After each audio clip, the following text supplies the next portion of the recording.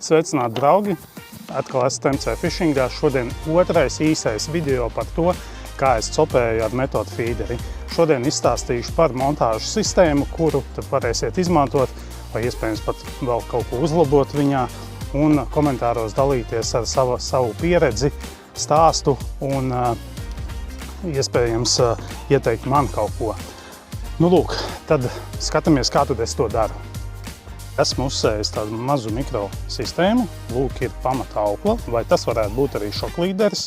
Tātad aiz izvaram cauri barotavai, otrā pusē ir šāda te bumbiņa. Šīs te bumbiņas nozīme ir amortizēt tātad šī te griezuļa un auklas mezgla triecienu pret pašu barotavu.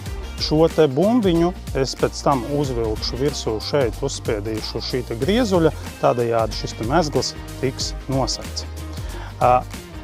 Daudz izmanto visdažādākās risinājumus. Kāds liek šeit karabīnīti.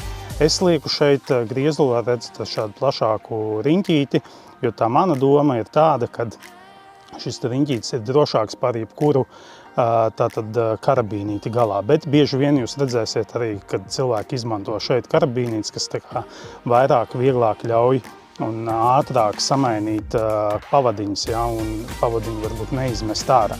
Nu, un lūk, tālāk ir pavadiņa, ja, un galā pop-ups, wafters, boiliņa, te jebkas, kas jūs konkrētajā laikā vietā uzrunā un kam jūs ticat un kas par šo karpai. Nu, lūk, tāda izskatās šī te mana sistēma. Ja tev patika šis video, nospied laiku un paraksties abonē šo te manu MC Fishing YouTube kanālu, kā arī gaidi nākamos video par metodu feederi, kuros es izstāstīšu daudz interesantu jaunu nianšu, kuras iespējams tev noderēs praktiskajā copē. Tiekamies MC Fishingā!